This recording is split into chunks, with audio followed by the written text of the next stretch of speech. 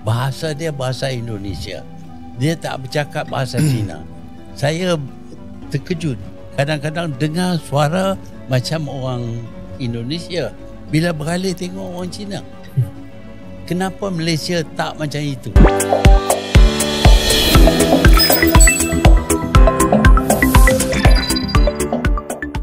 Assalamualaikum warahmatullahi wabarakatuh. Halo teman-teman, jumpa lagi di Aryan M Channel. Oke, buat teman-teman yang klik video ini, saya harapkan mudah-mudahan teman-teman masih dalam kondisi sehat walafiat. Dan jangan lupa dukung channel ini dengan cara like, juga subscribe.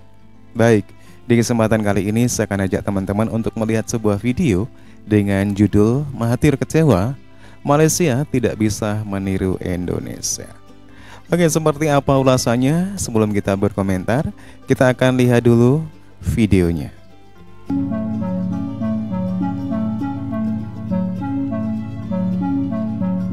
Bahasa dia bahasa Indonesia. Dia tak bercakap bahasa Cina. Saya terkejut. Kadang-kadang dengar suara macam orang Indonesia. Bila beralih tengok orang Cina. Kenapa Malaysia tak macam itu?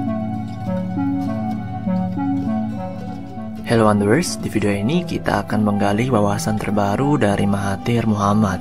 Seperti yang kita ketahui, ex-Perdana Menteri Malaysia terlama ini telah menghasilkan sebuah buku yang membahas dilema Melayu. Karyanya tersebut sangat populer dan sepertinya tetap relevan hingga saat ini. Setidaknya bukunya itu memberikan jawaban atas pertanyaan mengapa masyarakat Melayu di Malaysia mengalami ketertinggalan dibandingkan dengan masyarakat pendatang. Ayo kita saksikan videonya. Kenapa dalam dunia saya ini tak ada orang Melayu yang berniaga? Di seluruh Alor itu, semua kedai-kedai dimiliki oleh orang Cina ataupun orang India. Orang Melayu ada cuma satu setengah kedai. Saya berasa kecewa. Saya nak orang Melayu sama tinggi, duduk sama rendah dengan bangsa-bangsa lain. Tetapi ini tidak berlaku. Itulah yang menimbulkan perasaan kecewa saya, dan sejak itu saya berpendapat saya perlu usaha atasi masalah ini. Itulah perjuangan saya sehingga world view saya meluas sehingga ke negara, lepas itu ke seluruh dunia. Kenapa kita tertinggal di belakang? Kenapa orang Melayu pada waktu itu dan sampai hari ini masih lagi dibelenggu dengan dilema ni, tak boleh nak berjaya dalam dunia perniagaan? Walaupun dah sikit. Pada mulanya saya berpendapat bahawa sebabnya orang Melayu tidak masuk dalam bidang perniagaan perusahaan ialah kerana tidak ada peluang, tidak ada tempat. Jadi kalau kita dapat adakan peluang dan kita wujudkan, kita bangunkan tempat, mereka akan berjaya. Malangnya apabila saya dewasa dan berkuasa, apabila kita bekalkan peluang, kita adakan peluang dan kita adakan kemudahan, Melayu masih tak berjaya. Kenapa tu? Sebabnya budaya mereka tidak menekankan pentingnya mereka berusaha untuk memajukan diri mereka. Itu budaya. Kerana mereka berpendapat sudah cukup dengan apa yang ada. Adalah beberapa orang Melayu yang berjaya, tetapi tidak menyeluruh. Walhal kita lihat bangsa-bangsa lain, hampir semua mereka berjaya. Sehingga komuniti mereka lebih ke depan daripada orang Melayu. Jadi walaupun kita dapati ada beberapa orang Melayu yang telah rebut peluang dan berjaya, tetapi bilangan mereka amat sedikit. How did the society change? Ya, apabila kita tidak sanggup bekerja umpamanya, maka barulah orang lain datang kerana mereka lihat peluang banyak di Malaysia. Migrasi mereka disebabkan oleh kita tak sanggup membuat kerja-kerja tertentu. Dan mereka datang di sini, mereka sanggup bekerja walaupun berat, walaupun berbahaya, mereka sanggup bekerja. Hasilnya ialah hari ini mereka menjadi orang yang berjaya. Sebaliknya kita dapati umumnya orang Melayu kurang berjaya berbanding dengan kaum-kaum yang mendatang. Kita lihat di negara-negara seperti Jepun umpamanya, mereka bekerja kuat, sanggup buat apa saja kerja. Orang asing tak datang kerana tak ada peluang. Bila kita wujudkan peluang kerana kita tak nak kerja, maka orang asing masuk. Akhirnya mereka menuntut supaya mereka diberi hak, dan saya khawatir hak mereka semakin meningkat, hak kita akan berkurangan dan kita akan hilang negara. Kita sudah mendengar pernyataan dari mantan Perdana Menteri Malaysia tersebut mengenai dengan karya bukunya dan apa alasan dan motif di balik buku yang ia tulis. Saya ingin sedarkan orang Melayu tentang kedudukan mereka. Kita sudah merdeka, kita berkuasa, tetapi dengan kuasa itu kita sepatutnya lebih maju. Malangnya kita lihat orang lain lebih maju, kita tidak maju. Dan saya menyoal kepada diri saya, kenapa kita tidak maju? Dan saya berpendapat bahawa pandangan world view kita ialah memadailah macam ini. Kalau kita berbicara tentang Malaysia, memang terlihat dari kita memang Malaysia itu lebih maju dengan ekonominya. Dan kita tahu juga Malaysia yang berslogan dengan negara Melayunya tentunya dihuni oleh mayoritas penduduknya adalah Melayu. Tetapi realita di Malaysia walaupun mayoritas dihuni oleh kaum Melayu, tetapi kaum Melayu ini masih ada dilema. Malaysia yang mempunyai mayoritas kaum Melayu, ternyata kaum Melayu sendiri masih belum bisa menguasai ekonomi. Terlihat di Malaysia, semua sektor ekonomi dikuasai oleh orang asing, baik itu Cina ataupun India. Ini menurut Mahathir Mohamad satu permasalahan di mana sebagai mayoritas ternyata kaum Melayu belum bisa menguasai dari semua segi. Memang dalam pemerintahan kaum Melayu berkuasa, tetapi secara ekonomi kaum Melayu sangat lemah sekali. Nak usaha, nak susah-susah, nak cari duit buat apa? Saya cukup makan, boleh hidup, anak saya boleh ke sekolah. Jadi easy satisfaction. Jadi kita cari yang mudah kerana tak sanggup memasuki dalam bidang di mana kita menghadapi cabaran yang besar dan kita perlu berusaha bersungguh-sungguh untuk mengatasi cabaran. Sebab itu saya berpendapat bahawa ini budaya kita. Ini budaya kita, nilai hidup kita. Kalau kita mempunyai nilai hidup yang sanggup menghadapi cabaran dan mengatasinya, InsyaAllah kita akan berjaya. Itulah Sobat Maju sebagian dari pandangan Mahathir Mohamad tentang orang Melayu.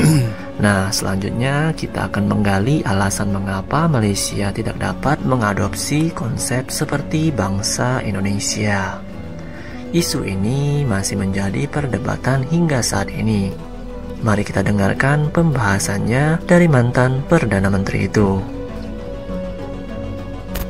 Apakah perasaan Tun tentang kedudukan orang bukan Melayu dalam negara Malaysia? Orang Melayu yang meneroka Semenanjung ini sebagai tanah Melayu. Dan seluruh dunia akui bahawa ini tanah Melayu. Kalau ada pendatang yang lain pun, mereka boleh jadi orang Melayu. Bahkan ramai daripada orang Arab, orang India, orang Pakistan datang di sini diserap sebagai orang Melayu, menerima budaya Melayu, cara hidup Melayu. Itu tak jadi masalah kepada kita. Tetapi apabila datang migran yang ingin kekalkan identiti mereka, kaitan mereka dengan negara asal mereka, bahkan mereka ingin tukar nama pemilik negara ini supaya bukan negara orang Melayu tetapi negara berbilang kaum. Itu bermakna bahawa kita sudah hilang negara kita. Kita tahu mana-mana negara pun kalau mereka dijajah, diserang untuk dijajah, mereka mempertahan negara mereka bermati-matian. Ini kita lihat di Ukraine umpamanya. Tetapi kita seolah-olah okeylah, tak apalah orang lain datang, mereka kerja, mereka buat kerja, kita tak perlu buatlah. Biarlah. Dan akhirnya kita jadi miskin, orang ini jadi kaya. Bila kita miskin, kita jual tanah kita. Bila kita jual tanah kita, dia sama dengan menjual negara kita. Akhirnya mungkin negara kita ini menjadi seperti Singapura. Tanah di Singapura tak ada yang dimiliki oleh orang Melayu pun, walhal itu sebahagian daripada tanah Melayu. Ini boleh jadi kepada Semenanjung.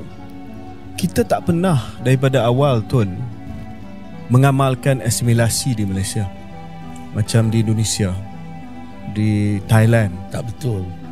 Kita daripada awal lagi kita integration, membenarkan mereka kekal dengan ada bahasa asimilasi. Orang daripada negara Arab, Said apa semua itu, orang daripada India, orang daripada, sekarang ini mereka didaftar sebagai Melayu. Mereka sudah di-assimilated. Tapi kita tak pernah insist untuk contohnya the Chinese immigrants, the Indian Mereka immigrants. tolak. Bukan kita tak insist. Kita nak mereka jadi Melayu. Tetapi mereka pandang rendah kepada kita. Tak nak dikenali sebagai orang Melayu. Tapi mungkin Tun akui bahawa model kita sekarang lebih baik daripada model di Indonesia sebagai contoh, sebab masing-masing ada nama, keturunan masing-masing, ada bahasa ibunda, ada kepelbagaian yang dia ajar di sekolah. Syaril kata we celebrate diversity. So unity and diversity, you use that a few times when you were Prime Minister. Ya, kita tahu ada jenis orang yang identitinya Melayu. Ada jenis orang yang identitinya dikaitkan dengan negara asal mereka. Ya, dan multi lah. Banyak kaum. Itu kita kena akui. Tetapi di satu pihak ada assimilation, di satu pihak ada integration. Ini tidak berlaku di negara lain. Sebab itu kita, dengan kerana kita nak sangat kemerdekaan, kita sanggup, walaupun mereka tak jadi Melayu, kita sanggup terima mereka sebagai rakyat Malaysia. Sekolah pun tak ikut sekolah Malaysia, dan budaya asing langsung.